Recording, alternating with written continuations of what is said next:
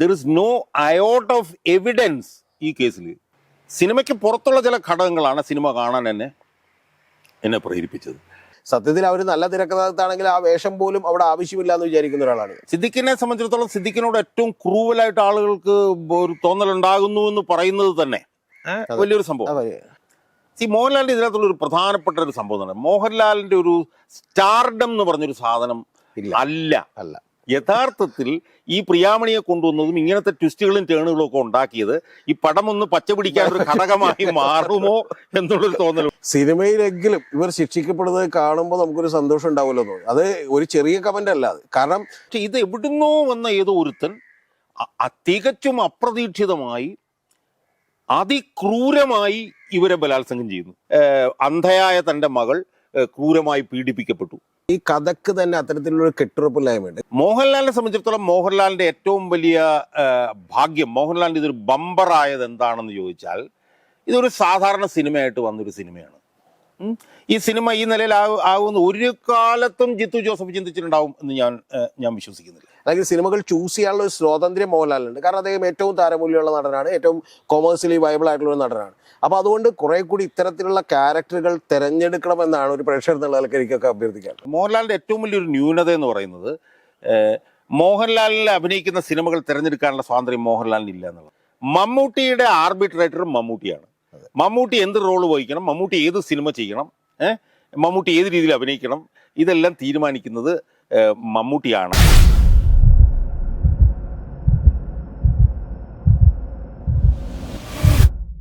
KM Shah Jahan സാറുമായിട്ടുള്ള vibrant Weiss എന്ന് പറയുന്ന സംവാദ പരിപാടി നിങ്ങൾക്ക് എല്ലാവർക്കും അറിയാം. പക്ഷെ ഇന്നത്തെ സംവാദ പരിപാടി കുറച്ച് വ്യത്യസ്തമായിട്ടുള്ള കാര്യമാണ്. കാരണം സാധാരണ നമ്മൾ സംസാരിക്കുന്നത് കേരള രാഷ്ട്രീയത്തെക്കുറിച്ചും ഭരണത്തെക്കുറിച്ചുമൊക്കെയാണ്, പ്രതിപക്ഷത്തെക്കുറിച്ചുമൊക്കെയാണ്. പക്ഷെ ഇന്ന് നമ്മൾ സംസാരിക്കുന്നത് നേരെന്ന് പറയുന്ന മോഹൻലാലിൻ്റെ ഏറ്റവും പുതിയ സിനിമയെക്കുറിച്ചാണ്.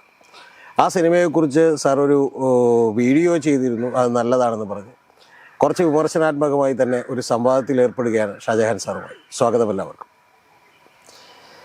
സാറേ, നേരെന്ന് പറഞ്ഞ സിനിമ സത്യത്തിൽ ഞാൻ സാറിൻ്റെ വീഡിയോ കാണാതിരുന്ന് ഞാനത് കണ്ടതിന് ശേഷമാണ് നേരെന്ന് പറഞ്ഞ സിനിമ ഉണ്ട്. നേരെന്ന് പറഞ്ഞ സിനിമ വളരെ ഗംഭീരമായ ഒരു സിനിമയാണെന്നാണ് സാർ പറഞ്ഞിട്ടുള്ളത്.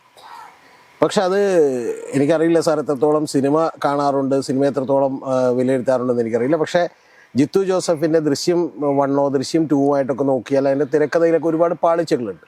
സാർ അതിനെങ്ങനെയാണ് കണ്ടത്? എന്താണ് സാറിൻ്റെ ഏറ്റവും ആദ്യത്തെ ഒപ്പീനിയൻ? രതീഷ് പറഞ്ഞ ഒരു പോയിന്റാണ്. നമ്മളിങ്ങനെ ഈ പറഞ്ഞ പോലെ വരണ്ട രാഷ്ട്രീയം പറയുന്ന ഒരാളായിട്ടാണ് പൊതുവിൽ കണ്ടിട്ടുള്ളത്. അത് ഒരർത്ഥത്തിൽ അതിനകത്ത് കുറെ കാര്യമുണ്ട്. കാരണം വെച്ചാൽ രാഷ്ട്രീയമാണ് നമ്മുടെ ജീവിതം.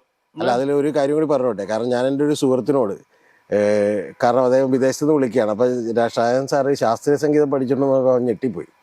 അവൻ 2 ദിവസം കഴിഞ്ഞ് പിന്നെ എന്നെ വിളിച്ചു. കാരണം എന്ന് വെച്ചാൽ ആദ്യം പറഞ്ഞ് വിശ്വസിച്ചില്ലായിരുന്നു, പിന്നീട് 2ാമത്തെ ദിവസം ഇത് ശരിയാണെന്ന് അറിഞ്ഞിട്ടാണ് എന്നെ എന്ത് ചെയ്തത്. അതെ, അതായത് ഈ ആളുകൾ കേട്ടാൻ ഞെട്ടുന്ന പല കാര്യങ്ങളും ഞാൻ ചെയ്തിട്ടുണ്ട് സാഹസികമായി. പലതും ഞാൻ അങ്ങനെ പുറത്ത് പറഞ്ഞിട്ടുമില്ല. ഇപ്പം ഞാൻ കഴിഞ്ഞ ദിവസം പറഞ്ഞൊരു കാര്യം എന്ന് പറയുന്നത്, ഞാൻ പിന്നെ ജയിലിൽ കിടക്കുമ്പം LLBക്ക് പഠിക്കുകയായിരുന്നു. അപ്പോൾ 2 പരീക്ഷ ജയിലിൽ കിടക്കുന്ന സമയത്താണ്. ആ 2 പരീക്ഷയും ഞാൻ ജയിലിൽ കിടന്ന് പോലീസ് പ്രൊട്ടക്ഷനിലാണ് പോയി എഴുതിയത്. അതിലൊന്നിൽ ജയിക്കുകയും ചെയ്തു, ഒന്നിൽ ഫസ്റ്റ് ക്ലാസ്സിൽ പാസ്സാകുകയും ചെയ്തു. പക്ഷെ അത് അങ്ങനെ കഴിഞ്ഞ ദിവസം ഈ വധശ്രമമൊക്കെയായി ബന്ധപ്പെട്ട വിഷയം വന്നപ്പോഴാണ് ഞാനത് പുറത്ത് പറഞ്ഞത്. 2 രതീഷ് ചോദിച്ചതുപോലെ ശാസ്ത്രീയ സംഗീതത്തിലുള്ള എൻ്റെ ഒരു ട്രിസ്റ്റ് വിത്ത് ഡെസ്റ്റിനി എന്ന് പറയുന്നൊരു സംഭവമുണ്ട്. അതൊരു ചെറിയ സംഭവമായിട്ട് ഞാൻ കണക്കാക്കുന്നില്ല.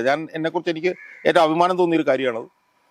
ഞാൻ പിന്നെ ശാസ്ത്രീയ സംഗീതത്തിൽ 2007 അരങ്ങേറ്റം കഴിഞ്ഞിട്ട് 4 കച്ചേരി ഞാൻ ചെയ്തു. 1.5 മണിക്കൂർ വീതം പാടുകയാണ് ചെയ്തത്.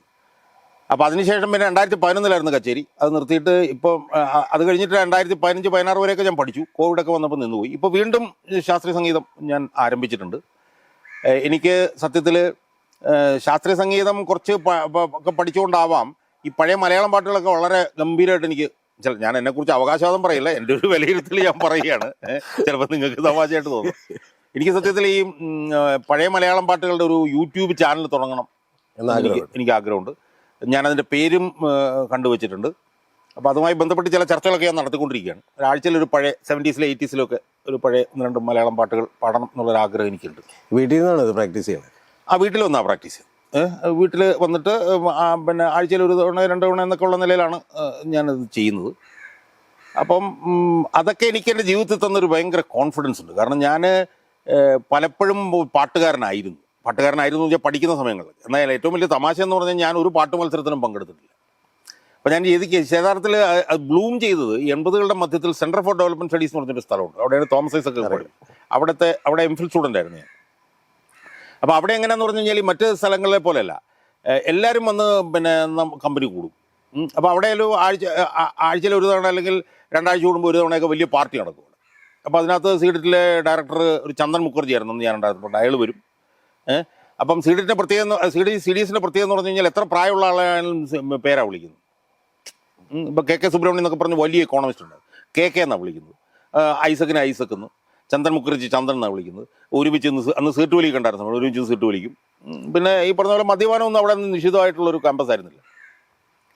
അപ്പോൾ അവിടെ ഒരു 2 ആഴ്ച കൂടുമ്പോഴത്തേക്കും അവിടെ ഒരു വലിയ പാർട്ടി നടക്കും, ഒരു ഹോസ്റ്റലിൻ്റെ ടെറസിലാണ്. അപ്പോൾ ആ പാർട്ടിയിലെ പ്രധാനപ്പെട്ട ഒരു ആസ്ഥാന ഗായകൻ ഞാനായിരുന്നു. ഒരുപക്ഷെ ഞാൻ മൂക്കില്ല രാജ്യത്ത് മുറിമുക്കൻ രാജാവ് ആയതുകൊണ്ടാവാം. അപ്പോൾ അന്ന് എനിക്ക് ഓർമ്മയുണ്ട്, അന്നത്തെ ഹിറ്റ് പാട്ടുകൾ എന്ന് പറഞ്ഞു കഴിഞ്ഞാൽ നമ്മുടെ ഈ നഗക്ഷതങ്ങളിലെ ആരെയും ഭാവഗായകനാക്കുന്നുള്ള പാട്ട്, അതുപോലെ തന്നെ മറ്റേ ഇതുണ്ടല്ലോ മോഹൻലാലിൻ്റെ ഒരു ഇതുണ്ടല്ലോ, മോഹൻലാലിൻ്റെ ഒരു നെക്സലിറ്റി ചായവുള്ളൊരു സിനിമ ഇറങ്ങിയിരുന്നു, പഞ്ചാഗ്തിയിലെ മറ്റേ സാഗരങ്ങൾ എന്നുള്ള പാട്ട്. അതൊക്കെ മുതൽ ഒരു 1.5 മണിക്കൂർ. അപ്പോൾ അന്ന് ഐസക്കിൻ്റെ ഭാര്യ നട്ടാദൂരിയൊക്കെ ഉണ്ടായിരുന്നു അവിടെ ഉണ്ടായിരുന്നു. അപ്പം ഭയങ്കര പാട്ടാണ്. അവസാനം ഒരു 1.5 മണിക്കൂർ കഴിയുമ്പോഴത്തേക്ക് അപ്പോഴും പറഞ്ഞില്ലേ പോരണ്ട എന്നുള്ള പാട്ട് പറഞ്ഞിട്ടാണ് കൺക്ലൂഡ് ചെയ്യുന്നത്. അപ്പോൾ അതിലകത്ത് പ്രധാനപ്പെട്ട ഒരാളാണ്. അന്ന് ശരിക്കും വടക്കേന്ത്യയിൽ നിന്ന് വന്നിട്ടുള്ള നമ്മുടെ സുഹൃത്തുക്കൾ പോലും ഈ സാഗരങ്ങൾ എന്നുള്ള പാട്ടൊക്കെ അവിടെ പാടി നടക്കുമായിരുന്നു നമ്മുടെ ഒരു സ്വാധീനത്തിൽ, മനസ്സിലായി. അപ്പോൾ അന്ന് മുതലേ ഇങ്ങനെ ഈ സിനിമാ പാട്ടുകളിലോട്ടുള്ള ഒരു വലിയൊരു ഉത്സാഹം ഉണ്ടായിരുന്നു. പക്ഷേ എന്നിരുന്നാൽ പോലും ഈ ക്ലാസിക്കൽ മ്യൂസിക് ഒന്നും ഒരിക്കലും ചെയ്യാൻ പറ്റുമെന്ന് ഒരിക്കലും പ്രതീക്ഷിച്ചിട്ടില്ല. ഇതിൻ്റെ ഈ അവരോഹണങ്ങളൊക്കെ കേൾക്കുമ്പം ഒരു കാരണവശാലും നമ്മളെ കൊണ്ട് എന്നുവെച്ചാൽ last thing to happen in life എന്നുള്ളൊരു ഇതായിരുന്നു. പക്ഷേ അത് ചെയ്ത് അപ്പോൾ അതൊക്കെ തന്നൊരു ഭയങ്കരമായൊരു കോൺഫിഡൻസ്. അതിൻ്റെ വിശദാംശങ്ങളിലേക്ക് നമുക്ക് പിന്നീട് വരാം. ഇതിങ്ങനെ ചോദിച്ചത് കൊണ്ട് നമ്മൾ ആരും ചെയ്യുമെന്ന് പ്രതീക്ഷിക്കാത്ത പല കാര്യങ്ങളും ജീവിതത്തിൽ ചെയ്തിട്ടുണ്ട് എന്ന് ആനുഷംഗികമായും സൂചിപ്പിച്ചു എന്നേ ഉള്ളൂ. ഇനി സിനിമയിലേക്ക് വന്നു കഴിഞ്ഞാൽ സിനിമകൾ കാണാൻ എനിക്ക് അവസരം കിട്ടാറില്ല. കാരണം വെച്ചാൽ അറിയാമല്ലോ, നമ്മൾ ഈ വാല തീ പിടിച്ച് ഓടുന്നതിൻ്റെ ഇടയിൽ. പക്ഷേ ചില സിനിമകൾ ഞാൻ കരുതി കൂട്ടിപ്പോയി കാണാറുണ്ട്. അതിൽ അടുത്ത കാലത്ത് കണ്ട 2 പ്രധാനപ്പെട്ട സിനിമകൾ, നേര് അല്ലാതെയുള്ള 2 പ്രധാനപ്പെട്ട സിനിമകൾ, ഒന്ന് എന്നാ താൻ പോയി കേസ് ഓടെന്ന് പറഞ്ഞ സിനിമയും സൗദി വെള്ളയ്ക്ക് എന്ന് പറഞ്ഞ സിനിമയും. അപ്പോൾ അത് രണ്ടും കാണാനുള്ള ഒരു പ്രധാനപ്പെട്ട കാരണം എന്ന് പറഞ്ഞാൽ കോർട്ട് റൂം ഡ്രാമയാണ് എന്നുള്ളത് കൊണ്ടാണ്. അപ്പോൾ അതുകൊണ്ട് തന്നെ ഈ നേരെന്ന് പറഞ്ഞ സംഭവം വന്നപ്പോഴത്തേക്ക് അതെന്തായാലും കാണണം എന്ന് വിചാരിച്ചു. അതിലേറ്റവും പ്രധാനപ്പെട്ട കാരണം അതൊരു കോർട്ട് റൂം ഡ്രാമയാണ് എന്നുള്ളതുകൊണ്ടാണ്. നമ്മളൊരു വക്കീലും കൂടാണല്ലോ, വക്കീൽ നമുക്കറിയാമല്ലോ ഈ കോടതി സാധനങ്ങളൊക്കെ നമുക്ക്, അപ്പോൾ അതുമായിട്ട് താതാത്മ്യം പ്രാപിക്കില്ല. അതിനേക്കാളൊക്കെ ഉപരി അത് കൈകാര്യം ചെയ്യുന്നൊരു സാമൂഹ്യ വിഷയമുണ്ട്, സ്ത്രീ പീഡനം. അതാണ് സത്യം പറഞ്ഞാൽ ആ സിനിമയിലേക്ക് ഏറ്റവും കൂടുതൽ എന്നെ ആകർഷിച്ചത്. എന്ന് പറഞ്ഞു കഴിഞ്ഞാൽ ഒരു എക്സ്ട്രേനിയസ് ആയിട്ടുള്ള ഒരു ഘടകമാണ് എന്നെ ആ സിനിമയിലേക്ക്. അല്ലാതെ ഈ സിനിമയുടെ കഥ എങ്ങനെ ഉണ്ടെന്ന് നോക്കാം, അതിൻ്റെ ഡയറക്ടോറിയൽ ഇതെങ്ങനെ ഉണ്ടെന്ന് നോക്കാം, അല്ലെങ്കിൽ മോഹൻലാലിൻ്റെ അല്ലെങ്കിൽ ഇവരുടെ അഭിനയം എങ്ങനെ ഉണ്ടെന്ന് ഇങ്ങനെ കാണാൻ വേണ്ടിയിട്ടല്ല ഞാൻ ആ സിനിമ കണ്ടത്. ഞാൻ യഥാർത്ഥത്തിൽ ഇതിനു മുമ്പ് സിനിമയായിട്ട് ബന്ധപ്പെട്ട് 2 ഇൻ്റർവ്യൂ നടത്തിയിട്ടുണ്ട് എൻ്റെ പ്രതിപക്ഷ യൂട്യൂബ് ചാനൽ. അത് തരുൺ മൂർത്തിയായിട്ടായിരുന്നു. സൗദി വെള്ളയ്ക്ക് കണ്ടപ്പോൾ എനിക്ക് ഭയങ്കരമായിട്ട് അത് ആകർഷിച്ചു എന്നെ. എന്നിട്ട് ഞാൻ തരുൺ മൂർത്തിയെ ബന്ധപ്പെട്ട് ഞാൻ അങ്ങനെ 2 ഇൻ്റർവ്യൂ ചെയ്തു. പക്ഷേ അത് എന്തോ ആളുകൾ അത് അത്ര കാര്യമായിട്ട് ശ്രദ്ധിച്ചില്ല. പക്ഷേ ഇത് ഈ പറഞ്ഞ പോലെ ഈ വെച്ചാൽ ഞാൻ ഈ 90കളുടെ അതായത് 2000 മുതൽ തന്നെ ഈ സ്ത്രീപീഡനവുമായി ബന്ധപ്പെട്ടിട്ടുള്ള പിന്നെ സാമൂഹ്യ പ്രശ്നത്തിൽ നിരന്തരമായി ഇടപെടുന്ന ഒരാളായിരുന്നു. അച്യുതാനന്ദൻ്റെ ഏറ്റവും പ്രധാനപ്പെട്ട ഒരു പോരാട്ട വേദി എന്ന് പറഞ്ഞാൽ സ്ത്രീപീഡനമായത്. അത് അപ്പം യഥാർത്ഥത്തിൽ ഐസ്ക്രീം പാർലർ കേസ് മുതൽ കേസ്, അതിനകത്ത് വന്ന കയറ്റിറക്കങ്ങൾ, കിളിരൂർ കേസ്, കവിയൂർ കേസ്, അങ്ങനെ ഒരുപാട് പിന്നെ കൊട്ടിയത്തൊരു സ്ത്രീപീഡന കേസ്, ഒരുപാട് വിഷയങ്ങളിൽ ഇടപെട്ടിട്ടുണ്ട്. അപ്പോൾ അതിനകത്തൊക്കെ ഉള്ളൊരു പൊതു ഘടകം എന്താണെന്ന് ചോദിച്ചു കഴിഞ്ഞാൽ അതിലൊന്നിലും തന്നെ പിന്നെ ഇത് ചെയ്തവർ ശിക്ഷിക്കപ്പെട്ടിട്ടില്ല. അത് രാഷ്ട്രീയക്കാരനായിരിക്കാം, ചിലപ്പോൾ അവരുടെ മക്കളായിരിക്കാം. രാഷ്ട്രീയക്കാരുടെ മക്കളൊക്കെ ആയിട്ട് ബന്ധപ്പെട്ടും കവിയൂർ കേസിൽ ഓർമ്മയുണ്ട്. രാഷ്ട്രീയക്കാരാണെങ്കിൽ ഇയാൾ കുഞ്ഞാലിക്കുട്ടിയൊക്കെ ആയിട്ട് വന്നു, അവരാരും ശിക്ഷിക്കപ്പെട്ടില്ല. അപ്പോൾ അതുകൊണ്ട് തന്നെ ഒരു സ്ത്രീപീഡനവുമായി ബന്ധപ്പെട്ട ഒരു വിഷയമാണ്. അതോടൊപ്പം തന്നെ ഒരു കോർട്ട് റൂം ഡ്രാമയാണ്. സത്യം പറഞ്ഞാൽ മോഹൻലാൽ ആണ് അതിനകത്തെ പ്രധാന കഥാപാത്രം. മോഹൻലാലിൻ്റെ അതൊന്നും കണ്ടിട്ടല്ല ഞാൻ ശരിക്കും പോയത്. മോഹൻലാൽ അതിൻ്റെ ഒരു നായകനായി എന്നുള്ളതേ ഉള്ളൂ. അപ്പം സിനിമയ്ക്ക് പുറത്തുള്ള ചില ഘടകങ്ങളാണ് സിനിമ കാണാൻ എന്നെ പ്രേരിപ്പിച്ചത്. പക്ഷെ ആ സിനിമ ഞാൻ ചെയ്തത് സത്യം പറഞ്ഞു കഴിഞ്ഞാൽ അതിൻ്റെ ഒരു ഇമ്പാക്റ്റ് ചെയ്ത് കഴിഞ്ഞപ്പോഴാണ് എനിക്കത് മനസ്സിലാകുന്നത്. പല ആളുകളും എന്നോട് പറഞ്ഞത് മോഹൻലാലിൻ്റെ സിനിമാ ജീവിതത്തിലെ പോലും ഒരു ഗോൾഡ് ലൈൻ സേവ് ആയിരുന്നു ഇത് എന്നൊക്കെ എന്നോട് ആളുകൾ പറഞ്ഞു. കാരണം നമുക്കറിയാലോ, ഞാൻ അതിനകത്ത് തന്നെ ഞാൻ പറയുന്നുണ്ട്, ലൂസിഫർ കഴിഞ്ഞ് 11 പടം പടപടാന്ന് പൊട്ടി വരികയായിരുന്നു. സ്വാഭാവികമായി ഇതിലും കൂടെ ചിലപ്പം പോയിരുന്നെങ്കിൽ മോഹൻലാലിൻ്റെ ശരിക്കും സിനിമാ ജീവിതം തന്നെ ചിലപ്പം അപകടത്തിലായത്. ഇപ്പോൾ ആകെ ആളുകൾ പ്രതീക്ഷിച്ചുകൊണ്ടിരിക്കുന്ന മറ്റേ മലൈക്കോട്ടെ വാലിബൻ എന്ന് പറഞ്ഞിട്ടുള്ള ഒരു സിനിമയാണ്. പക്ഷേ ആ സിനിമ സംബന്ധിച്ച് ആളുകൾക്ക് ടെൻഷനുണ്ട്. കാരണം ഈ ലിജോ ജോസ് പല്ലിശ്ശേരി എന്ന് പറഞ്ഞൊരു വലിയ ബുദ്ധിജീവിയാണല്ലോ. അപ്പോൾ കൂടുതൽ ബുദ്ധിജീവിത്വം കാണിച്ച് ഇത് പാളിപ്പോകുമെന്നുള്ള ടെൻഷനൊക്കെ ആളുകളുടെ ഇടയിലുണ്ട്. എന്തായാലും ആ സിനിമ കാണാൻ ഇടയാക്കിയ സാഹചര്യം എന്ന് പറയുന്നത് ഒരു സിനിമാറ്റിക് അല്ലെങ്കിൽ ഒരു സിനിമാ നിരൂപണം സാധാരണ നിലയിൽ വ്യാപരിക്കുന്ന ചില മേഖലകളുണ്ടല്ലോ, ആ മേഖലകളല്ല എന്നുള്ളതാണ് ആമുഖമായി സൂചിപ്പിക്കാനുള്ളത്. അല്ല, ഇതിൽ ഇപ്പോൾ ആ സിനിമയെക്കുറിച്ച് എൻ്റെ വിമർശനം ഞാൻ ആദ്യം പറയാം, അതിനോട് സാർ പ്രതികരിച്ചോളൂ. എൻ്റെ വിമർശനം എന്ന് പറഞ്ഞാൽ ബോംബെ പോലൊരു സിനിമ, അതായത് രാജ്യസ്നേഹം കാണിക്കുന്ന ഒരു സിനിമ, അല്ലെങ്കിൽ സ്പിരിറ്റ് പോലൊരു സിനിമ. ഇപ്പം രഞ്ജിത്ത് എടുത്തിട്ടുള്ള സിനിമയാണ്. ഞാൻ രഞ്ജിത്തിനെതിരായിട്ട് നിരവധി കാര്യങ്ങൾ പറഞ്ഞിട്ടുണ്ട്, പക്ഷേ രഞ്ജിത്തിൻ്റെ സിനിമ ഗംഭീരമാണെന്ന് ഞാൻ വിചാരിക്കുന്നു. കാരണം അത് മദ്യപാനത്തിനെതിരെയുള്ള വലിയൊരു മെസ്സേജ് കൊടുക്കാൻ എടുത്തേക്കുന്ന സിനിമ. ഇപ്പം ഈ കേസ് തന്നെ ഇത് സത്യത്തിൽ ഇപ്പോൾ ഒരു നേരത്തെ വന്നിട്ടുള്ള 2015 വന്നിട്ടുള്ള ഒരു വെബ് സീരീസിൻ്റെ കോപ്പേഡിയാണ് എന്ന് പറയുന്ന ആരോപണമുണ്ട്. അതോടെ എന്താണ് ആർട്ടിസ്റ്റാണ് അല്ല, ഞാൻ എങ്ങനെ വിചാരിക്കുന്നത് കോപ്പേടിച്ചാലും കുഴപ്പമില്ലെന്നാണ്. ഇപ്പോൾ പ്രിയർ പലതും കോപ്പേടിച്ചാലും ഞാൻ പറഞ്ഞത് ഈ സിനിമ എടുത്തേക്കണ രീതി ശരിയല്ല എന്നാണ് എൻ്റെ വിമർശനം. കാരണം ഞാനിത് സത്യത്തിൽ ഷാജഹാൻ സാറിൻ്റെയൊക്കെ വീഡിയോ വന്നിട്ട് ഞാനിത് വന്നല്ലോ എന്ന് വിചാരിച്ചിട്ടാണ് ഞാൻ ശരിക്കും തൊട്ടടുത്ത ദിവസം തന്നെ പോയി ആ സിനിമ കാണുന്നത്. ഈ സിനിമയിൽ പ്രശ്നം ഇപ്പം ദൃശ്യത്തിൽ എന്താ വെച്ചാൽ, ദൃശ്യം സാറ് കണ്ട സിനിമയാണ്, അതുകൊണ്ട് എനിക്കറിയാം. ആ ദൃശ്യത്തിൽ നമുക്കറിയാം ഒരു ക്യാരക്ടറുണ്ട് മോഹൻലാൽ. ആ ക്യാരക്ടർ ഒരു നാട്ടിൻപുറത്തുകാരനായ, കുടുംബത്തെ അതിരിട്ട് സ്നേഹിക്കുന്ന, എന്നാൽ ബിസിനസ് കഴിക്കുന്ന, സിനിമകളിൽ നിന്ന് ഒരുപാട് കാര്യങ്ങൾ പഠിക്കുന്ന ആളുകൾ. ഞാൻ പലപ്പോഴും പറയാറുണ്ട്, സിനിമയുടെ കാര്യങ്ങളിൽ നമുക്ക് ഒരുപാട് കാര്യങ്ങൾ പഠിക്കാറുണ്ട്. അങ്ങനെ പഠിക്കുന്ന ഒരാളാണ്. ആ ക്യാരക്ടറൈസേഷൻ വളരെ കൃത്യമാണ്. പക്ഷേ ഇതിൽ ആദ്യം കാണിക്കുന്ന ഒരു രംഗം തന്നെ എന്ന് പറഞ്ഞാൽ ഇയാൾ വളരെ അലസനും മറ്റേ ആയിട്ടുള്ള ഒരാൾ, അല്ലെങ്കിൽ മദ്യപിച്ച് കിടക്കുന്ന ഒരാളിനൊക്കെ ഉള്ള ഒരു ചിത്രീകരണമാണ് ആദ്യം ഉണ്ടാകുന്നത്. പക്ഷെ എന്നാൽ 12 കൊല്ലമായി അദ്ദേഹം കേസുകളൊന്നും വാദിച്ചിട്ടില്ല എന്ന് പറയുന്നത് ഇങ്ങനെ ഒരുപാട് എന്ന് പറഞ്ഞാൽ ഒരുപാട് ഡ്രോബാക്സ് ഉണ്ട്. ഒന്ന്. രണ്ടാമത്തത്, സാർ പറഞ്ഞ ഒരു കാര്യത്തോട് ഞാൻ പൂർണ്ണമായിട്ട് യോജിക്കും. അതായത് അനശ്വര രാജൻ്റെ അഭിനയം ഗംഭീരമായിരുന്നു. അതിനെ ലിഫ്റ്റ് ചെയ്തത് പുള്ളിക്കാരിയാണെന്നുള്ള കാര്യത്തിൽ ഒരു സംശയമില്ല. അതിൻ്റെ ക്ലൈമാക്സും ഗംഭീരമാണ്. പക്ഷേ ഈ ക്യാരക്ടറൈസേഷനിൽ ഇതിൻ്റെ അമ്മ, അതുപോലെ തന്നെ ഈ ജഗദീഷ്, സിദ്ദിഖ്, ഇത്തരം ആളുകൾ ഒഴിച്ചു വെച്ചിട്ടുണ്ടെങ്കിൽ ഇപ്പം ഈ സഹായിയായിട്ടൊരു പെൺകുട്ടിയെ കാണിക്കുന്നുണ്ട്, എന്താണ് അതിൻ്റെ ആവശ്യം, അല്ലെങ്കിൽ ജൂനിയറായിട്ട് കാണിക്കുന്നുണ്ട്, എന്താണ് അതിൻ്റെ ആവശ്യമെന്ന് നമുക്കറിയില്ല. രണ്ടാമത്തത് മറ്റൊരു പെൺകുട്ടിയെ കാണിക്കുന്നുണ്ട്, ആ പെൺകുട്ടി ഇതിനെല്ലാത്തിനും വേണ്ടി ഓടിയെടുക്കുന്നത്, അവരാണ് തിരക്കഥാകൃത്ത്. സത്യത്തിൽ അവർ നല്ല തിരക്കഥാകൃത്താണെങ്കിൽ ആ വേഷം പോലും അവിടെ ആവശ്യമില്ല എന്ന് വിചാരിക്കുന്ന ഒരാളാണ്. അത്തരത്തിലുള്ള ഒരുപാട് ലാപ്സസ് ഉള്ള സാധാരണ ജിത്തു ജോസഫിൻ്റെ, ഇപ്പോൾ സാറ് കണ്ടിട്ടുണ്ടോ എന്ന് എനിക്കറിയില്ല, മൈബോസ് അടക്കം, അല്ലെങ്കിൽ ദൃശ്യം 1 അടക്കം, ദൃശ്യം 2 അടക്കമുള്ള സിനിമകളിൽ പലപ്പോഴും ഒരു മൈബോസ് ഒന്നും അത്രയും പറയാനില്ലെങ്കിലും ഒരു ക്ലിനിക്കൽ പെർഫെക്ഷൻ ഉണ്ട്. പക്ഷെ അങ്ങനെ പെർഫെക്ഷനോടുകൂടിയ സിനിമ അല്ല എന്നുള്ളതാണ് എൻ്റെ വിമർശനം. അല്ല, ഞാൻ പലതിനോടും ഞാൻ യോജിക്കുന്നു. ഞാനൊരു ഔട്ട്റൈറ്റ് ആയിട്ട് നിങ്ങളുടെ വിമർശനം ഞാൻ തള്ളിക്കളയുന്നില്ല. അതിൽ നിങ്ങൾ അവസാനം പറഞ്ഞതിൽ തന്നെ നമുക്ക് തുടങ്ങാം. 2 വനിതകളുണ്ട് ഇതിനകത്ത്.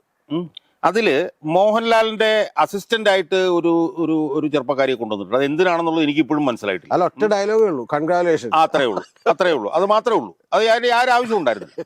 2 ഈ മായാവതിയോ എന്തോ ഒരു സ്ത്രീ, മായാദേവി മായാദേവിയുടെ ക്യാരക്ടർ അനവസരത്തിലുള്ളതാണെന്ന് ഞാൻ സിനിമയിൽ, ഞാൻ ആ വീഡിയോയിൽ തന്നെ ഞാൻ പറയുന്നു. ഓവർ ആക്ടിങ് ആണെന്ന് പറഞ്ഞിട്ടുണ്ട്. ഞാനിപ്പോൾ ഒന്നുകൂടി പറയാൻ ആഗ്രഹിക്കുന്നത് അതിനെ അഭിനയിക്കാൻ അറിയില്ല എന്നുള്ളതാണ്. കാരണം വെച്ചാൽ അതൊരു അഭിനേത്രിയല്ല എന്ന് മാത്രമല്ല, തിരക്കഥാകൃത്തായതുകൊണ്ടാണ് അഭിനയിച്ചത് എന്നാണ് ഈ സംവിധായകനും അവരും ഒക്കെ അവകാശപ്പെടുന്നത്. അത് തന്നെ ഒട്ടും സിനിമയ്ക്ക് ചേർന്നൊരു സാധനമല്ല. അപ്പം ഞാൻ തിരക്കഥ എഴുതിയെന്ന് പറഞ്ഞാൽ ഞാൻ അഭിനയിക്കണം എന്ന് പറയുന്നതിനകത്ത് എന്ത് യുക്തിയാണ് ഉള്ളത്?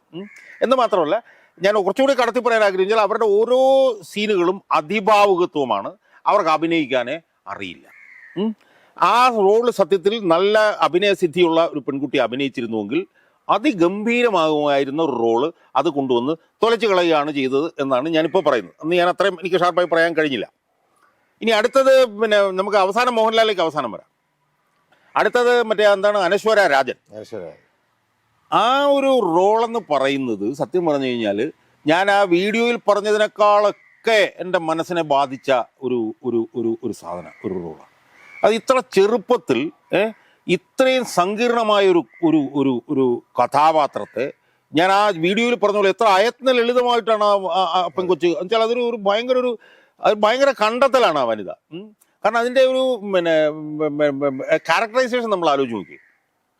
അന്ധയായ ഒരു പെൺകുട്ടി, മിഡിൽ ക്ലാസ് ഫാമിലിയിലുള്ള ഒരു പെൺകുട്ടി, സാമാന്യം നല്ല ജീവിതം നയിക്കുന്ന അത്യാവശ്യം പൈസക്കുള്ള വീട്ടിലൊരു പെൺകുട്ടിയെ ഒരു അപരിചിതൻ, മനസ്സിലായില്ലേ, അതായത് ഇവർ അന്ധയാണെന്ന് കണ്ടുകൊണ്ട് എവിടുന്നോ വന്ന ഒരുത്തൻ, ഇപ്പൊ പ്രേമിക്കുന്നവർക്കൊക്കെ വേണമെങ്കിൽ ബലാത്സംഗം ചെയ്യാം, റേപ്പ് ചെയ്യാം. പക്ഷെ ഇത് എവിടുന്നോ വന്ന ഏതോ ഒരുത്തൻ തികച്ചും അപ്രതീക്ഷിതമായി അതിക്രൂരമായി ഇവരെ ബലാത്സംഗം ചെയ്യുന്നു. അപ്പൊ അതവരുടെ മനസ്സിലുണ്ടാക്കാവുന്ന ഒരു മെന്റൽ ട്രോമയുണ്ടല്ലോ, അതൊരു സാധാരണ റേപ്പ് വിക്ടിമിനുണ്ടാകാവുന്നതിനേക്കാൾ കൂടുതലാണ്. അതിനുശേഷം അതിൻ്റെ ഓരോ അപ്സ് ആൻഡ് ഡൗൺസ്, അത് സത്യം പറഞ്ഞാൽ അനശ്വര രാജനെ കുറിച്ചിട്ടൊരു വീഡിയോയും കൂടി ചെയ്താലോ എന്ന് ഞാൻ മനസ്സിലാലോചിച്ചിട്ടുണ്ട്. ഇപ്പൊ മോഹൻലാൽ അവരുടെ അടുത്ത് വരുന്നു, മോഹൻലാൽ അവരുടെ അടുത്ത് വന്നിട്ട് മോഹൻലാലിന്റെ ആത്മവിശ്വാസ കുറവാണ് അവരുടെ മുമ്പിൽ പ്രകടിപ്പിക്കുന്നത്. അത് പ്രകടിപ്പിക്കുമ്പോൾ പോലും അവരുടെ ഒരു പ്രതികരണമുണ്ട്, മനസ്സിലായോ? അതുപോലെ തന്നെ ഓരോ സീനിലും അവരുടെ വികാരം എന്ന് പറഞ്ഞാൽ ഈ മനസ്സിന്റെ അടിത്തട്ടിൽ നിന്ന് അതെങ്ങനെയാണ് ഇത്രയും ചെറുപ്പക്കാരി ഒരു പെൺകുട്ടിക്ക് ഇങ്ങനെ അഭിനയിച്ച് ഫലിപ്പിക്കാൻ കഴിയുന്നുള്ളത് എനിക്ക് എത്ര ആലോചിച്ചിട്ടും എനിക്കറിയില്ല. എനിക്ക് സിനിമയെക്കുറിച്ച് കൂടുതൽ അറിയാത്തതുകൊണ്ടായിരിക്കാം. പക്ഷെ അവരുടെ ഓരോ സീനും നമുക്ക് മറക്കാൻ കഴിയില്ല. അവരൊരു വലിയ മുതൽക്കൂട്ടാണ്. അതെനിക്ക് വലിയൊരു മനോവ്യഥ ഉണ്ടാക്കിയ ഒരു കഥാപാത്രമാണ്, ഒരു തർക്കവുമില്ല. ഇനി നമുക്ക് അടുത്തതിലേക്ക് വരാം. മോഹൻലാലിലേക്ക് പോകുന്നതിന് മുമ്പ്, കാരണം എനിക്ക് സത്യം പറഞ്ഞാൽ ഈ നേരിനെ കുറിച്ച് കുറച്ചുകൂടി ഡീറ്റെയിൽ ആയിട്ട് പറയേണ്ട അവസരം കിട്ടിയതിൽ എനിക്ക് വളരെ സന്തോഷമുണ്ട് സത്യത്തിൽ. ഇപ്പം പിന്നെ ജഗദീഷിൻ്റെ ക്യാരക്ടർ അസാമാന്യമായിട്ടുള്ള, ഞാൻ പറഞ്ഞ ഈ സിദ്ദിഖിലേക്ക് നമുക്ക് വരാം. ജഗദീഷിൻ്റെ കഥാപാത്രം എന്ന് പറഞ്ഞാൽ അയാളൊരു ഇൻ്റർവ്യൂവിലും പറഞ്ഞു, ഈ സൈലന്റ് ഇമോഷൻസ് ആണ് അതിനകത്ത് ഉയർന്നു നിൽക്കുന്നത്, മനസ്സിലായോ? അതായത് അന്ധയായ തൻ്റെ മകൾ ക്രൂരമായി പീഡിപ്പിക്കപ്പെട്ടു, ആ പീഡിപ്പിക്കപ്പെട്ട കേസിൽ തള്ളിപ്പോകാനുള്ള സാധ്യത, അപ്പം അതിനോടൊക്കെയുള്ള അയാളുടെ ഒരു മനോവ്യഥ വലിയ അതിഗംഭീരമായി അദ്ദേഹത്തിൻ്റെ ഇമോഷൻസിൽ കൂടെ അങ്ങനെ കൊണ്ടുവന്നിട്ടുണ്ട്. എനിക്ക് തോന്നുന്നത് ആ സിനിമയുടെ ഏറ്റവും പ്രധാനപ്പെട്ട ഹൈലൈറ്റുകളിൽ ഒന്നാണ് സിദ്ദിഖിൻ്റെ കഥാപാത്രം എന്നുള്ളത്. ഒരുപക്ഷെ ഇനിയിപ്പോൾ വേറെ ഏതെങ്കിലും ഒരു കഥാപാത്രത്തിനൊക്കെ ചിലപ്പോൾ ഈ കോർട്ട് റൂം സാധനങ്ങളൊക്കെ ചിലപ്പം നന്നായിട്ട് ചിലപ്പം കൈകാര്യം ചെയ്യാൻ പറ്റുമായിരുന്നിരിക്കാം. പക്ഷെ സിദ്ദിഖ് എന്ന് പറഞ്ഞ കഥാപാത്രത്തിൻ്റെ ഒരു വാട്ടർ ഷെഡാണത് എന്നുള്ള കാര്യത്തിൽ ഒരു സംശയം എനിക്കില്ല. പക്ഷെ അതിലെനിക്ക് ചെറിയൊരു പ്രശ്നമുള്ളൊരു സ്ഥലം കൂടി ഞാൻ പറയാം. അതിനെ ഞാൻ സിദ്ദിഖിനെ കുറ്റപ്പെടുത്തുന്നില്ല, അതൊരു ഡയറക്ടോറിയൽ ഫ്ലോ ആയിട്ടാണ് ഞാൻ കാണുന്നത്. അതായത് ഈ പിന്നെ അനശ്വര രാജൻ്റെ ക്യാരക്ടർ ഈ അവസാനം ഈ പ്രതിമ ഉണ്ടാക്കുമ്പോഴത്തേക്കും സ്പർശിക്കുന്നത് ഇയാളെ സ്പർശിച്ചിട്ടാണല്ലോ അയാളുടെ പ്രതിമ. ആ സ്പർശിക്കുന്ന സമയത്ത് അയാൾ ഇവൾക്കെതിരായിട്ട് നടത്തുന്ന കുറേ പരാമർശങ്ങളുണ്ട്. അതൊരു കാരണവശാലും ഒറിജിനാലിറ്റി അതിനില്ല, അത് പാടില്ല. അങ്ങനെ ചെയ്താൽ അപ്പം തന്നെ ജഡ്ജിൻ്റെ അടുത്ത് പറയണം. കാരണം സിദ്ദിഖ് അവിടെ പോയി ഇരുന്ന് കഴിഞ്ഞാൽ സിദ്ദിഖിന് അവിടെ സൈലന്റ് ആയിട്ട് ഇരിക്കാനുള്ള ഒരു അവകാശം മാത്രമേ ഉള്ളൂ. അല്ല, അവിടെ ഒരു പ്രശ്നമുള്ളത് അവിടെ ഒരു സിനിമാറ്റിക് ആയിട്ടുള്ള ഒരു ഹൈപ്പ് ഉണ്ടാക്കുകയാണ്. അത്രയും ഒരു ക്രൂരത കാണിക്കുമ്പോൾ ഇവളുടെ സമനില പോകാൻ വേണ്ടി കാണിക്കുന്ന ഒരു കാര്യമായിട്ട് ചെയ്തത്. ആ സാധനം അതിനകത്തുണ്ട്.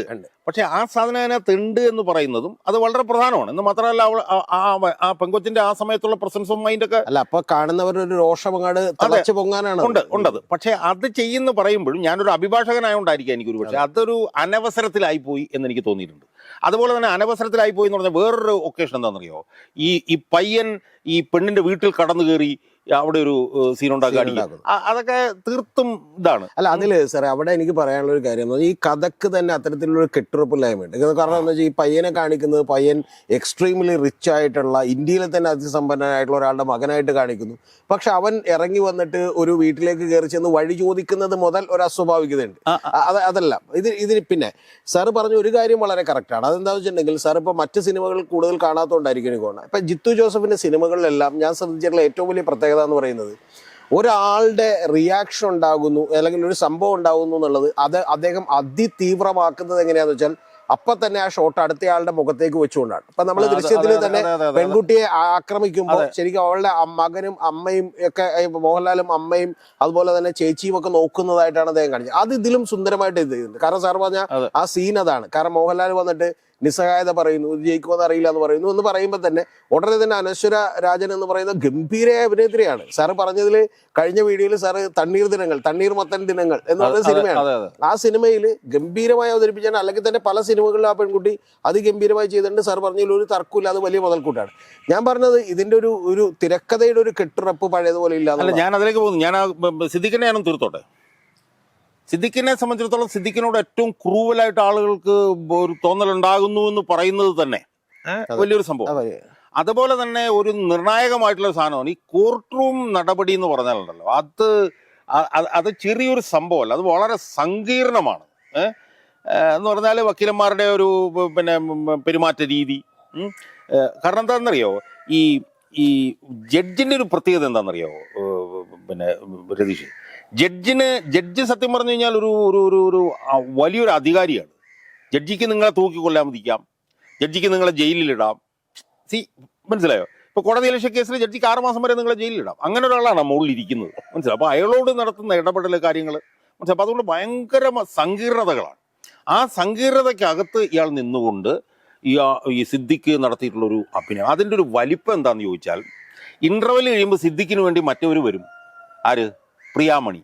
I would like to tell damp സ്ക്വിബായി പോയി അത്. കാരണം നനഞ്ഞ ചില അയാൾ വന്നതിന്റെ മൊത്തം സാധനം ഇവരെ കൊണ്ടുവന്ന് കളയുകയാണ്. മനസ്സിലായോ? അതാണ് സിദ്ദിഖിനെ സംബന്ധിച്ചത്.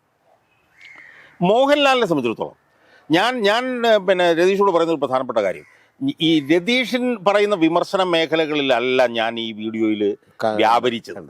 രതീഷ് കാണുന്ന ഒരു ഡയമെൻഷനിലല്ല ഞാൻ കണ്ടത്. എന്ന് പറഞ്ഞാൽ അതിൻ്റെ ഒരു തിരക്കഥ, അതിനകത്ത് ഒരു കൊഹീസീവ്നെസ്, ഇതല്ല എന്നെ ബാധിച്ച പ്രശ്നം. പലതും സിനിമയ്ക്ക് പുറത്തുള്ളതാണെന്ന് ഞാൻ പറഞ്ഞു. അതോടൊപ്പം തന്നെ മോഹൻലാലിനെ ഞാൻ ഇതിനകത്ത് വിലയിരുത്തിയത്, മോഹൻലാലിൻ്റെ അഭിനയ ജീവിതത്തിലെ നാഴികക്കല്ലെന്നൊന്നും പറഞ്ഞിട്ട് ഞാൻ വിലയിരുത്തിയിട്ടില്ല. മോഹൻലാലിൻ്റെ ഇതിനകത്തുള്ള ഒരു പ്രധാനപ്പെട്ട ഒരു സംഭവം എന്ന് പറഞ്ഞാൽ, മോഹൻലാലിൻ്റെ ഒരു സ്റ്റാർഡം എന്ന് പറഞ്ഞൊരു സാധനം അല്ല. മനസ്സിലായോ? മോഹൻലാൽ ഇപ്പോൾ ഏത് സിനിമയിൽ വന്നാലും, അതിപ്പോൾ മമ്മൂട്ടിയുടെ സിനിമയിലാണെങ്കിലും അവർ സൂപ്പർ സ്റ്റാറുകളാണ്. അവരുടെ സ്റ്റാർഡത്തിൻ്റെ ഒരു സാധനം, ഒരു ഹാലോ അവരുടെ തലയ്ക്ക് ചുറ്റുമുണ്ട്. പക്ഷേ ഇതിനകത്തുള്ള മോഹൻലാലിൻ്റെ കഥാപാത്രത്തിൻ്റെ ഒരു ഏറ്റവും പ്രധാനപ്പെട്ട പ്രത്യേകത, അത് ജിത്തു ജോസഫ് അറിഞ്ഞോ അറിയാതെയോ ചെയ്തതാണോ എന്ന് എനിക്കറിയില്ല, തെല്ലും ആത്മവിശ്വാസം ഇല്ലാത്തൊരു ക്യാരക്ടറാണ് അതിനകത്ത്. എന്ന് പറഞ്ഞു കഴിഞ്ഞാൽ സ്റ്റാർഡമിൻ്റെ നേരെ എതിരാണത്. സ്റ്റാർഡം എന്ന് പറഞ്ഞാൽ എന്താണ്? ബ്രിമിങ് വിത്ത് കോൺഫിഡൻസ്. ഭയങ്കര അറിയാലോ ഓരോ സിനിമയിലൊക്കെ മോഹൻലാൽ വരുന്നത്. പക്ഷെ ഇത് അതല്ല. ഇത് ചെല്ലുമ്പോൾ തന്നെ അയാൾ പറയും, ഇത് എന്നെ കൊണ്ട് പറ്റില്ല, ഞാൻ ഈ പണി നിർത്തിയതാണ്, എനിക്ക് പറ്റില്ല എന്ന് പറയും. എന്ന് മാത്രമല്ല അയാളെ വിളിച്ചോണ്ട് പോയിട്ട് ഈ ഇരയെടുത്ത് ചെല്ലുമ്പോഴും ഇരയെടുത്ത് അയാൾ പറയുന്നത് ഇത് എന്നെ കൊണ്ട് പറ്റിയ പണിയല്ല. ഓരോ ഘട്ടത്തിലും അയാൾ പറയുന്നുണ്ട്. ഈ കോർട്ട് റൂമിൽ ഒരു തിരിച്ചടി വരുമ്പോഴത്തേക്ക് ഇയാൾ ഈ സ്ത്രീയോട് ഭയങ്കരമായിട്ട് ചൂടാവുന്നുണ്ട്. എനിക്കൊന്ന് ആ ഒരു വീഡിയോ ഒക്കെ കാണിച്ചപ്പോഴത്തേക്ക് അതിനകത്ത് ഇവൻ കയറി വരുന്ന കണ്ടപ്പോൾ അപ്പം മനസ്സിലായി. അപ്പം ആദ്യാവസാനം മോഹൻലാലിന്റെ ക്യാരക്ടറിന്റെ ഇതിനകത്തെ ഹോൾമാർക്ക് എന്ന് പറഞ്ഞാൽ ഒരു കോൺഫിഡൻസ് ഇല്ലായ്മയാണ്. അപ്പോൾ ഒരുപക്ഷെ വേറെ ഏതെങ്കിലും സിനിമയിൽ നായകൻ ഇതുപോലൊരു കോൺഫിഡൻസ് ഇല്ലാത്ത ഒരാൾ വന്നിട്ടുണ്ടാകുമോ എന്നുള്ളൊരു സംശയമുണ്ട്. എല്ലാ ഘട്ടത്തിലും അയാൾ അത് പറയുന്നുണ്ട്. പക്ഷെ അത് പറയുമ്പോഴും അയാൾക്ക് ഈ ക്യാരക്ടറിനകത്തേക്ക്, ഞാനത് എൻ്റെ വീഡിയോയിലും പറഞ്ഞൊരു പ്രധാനപ്പെട്ടൊരു സാധനമാണ്, ഏറ്റവും സങ്കീർണമായിട്ടുള്ള ഒരു സാഹചര്യം. 2 courtroom. 3 there is no, ഈ പറഞ്ഞ പോലെ there is no iota of evidence ഈ കേസിൽ. ഒന്നുമില്ല, എല്ലാം സർക്കംസ്റ്റാൻഷ്യൽ എവിഡൻസ്. ഇനി അതുപോലുമില്ല എന്ന് മാത്രമല്ല, ഇതൊരു റിയാലിറ്റിയിലേക്കൊക്കെ വന്നു കഴിഞ്ഞാലുണ്ടല്ലോ, ഇത് ശരിക്കും കോർട്ട് റൂമിൽ ഇങ്ങനെ ഒരു സാധനം നടക്കുകയാണെങ്കിൽ ഇതിനേക്കാൾ ദൗർബല്യത്തിലായിരിക്കും പ്രോസിക്യൂഷൻ പോവുക. കാരണം ഇത് തൊട്ടറിഞ്ഞ് മനസ്സിലായോ, ഒന്നുമില്ല ഇതിനകത്ത്. അപ്പൊ അതിനകത്തൂടെ ആ കയറ്റിറക്കങ്ങളിലൂടെ കയറി വരിക, ആത്മവിശ്വാസം ഇല്ലാത്ത ഒരാളായിട്ട് കോടതിയിൽ തന്നെ നിൽക്കുക, എന്നിട്ട് എതിർപ്പ് വരുമ്പോഴത്തേക്കും അതിനെതിരെ പൊട്ടിത്തെറിക്കുക. മനസ്സിലായോ? അപ്പൊ ആ നിലയിൽ മോഹൻലാൽ അഭിനയിച്ച് ശീലിച്ച ഒരു കഥാപാത്രമേ അല്ല. അപ്പം അവിടെയാണ് ഞാൻ ജിത്തു ജോസഫിന് ഒരു പ്ലസ് കൊടുക്കുന്നത്. കാരണം മോഹൻലാലിനെ പോലെ ഇത്രയും താരമൂല്യമുള്ള ഒരാളെ ആത്മവിശ്വാസം ഏറ്റവും കുറഞ്ഞൊരു ക്യാരക്ടറാക്കി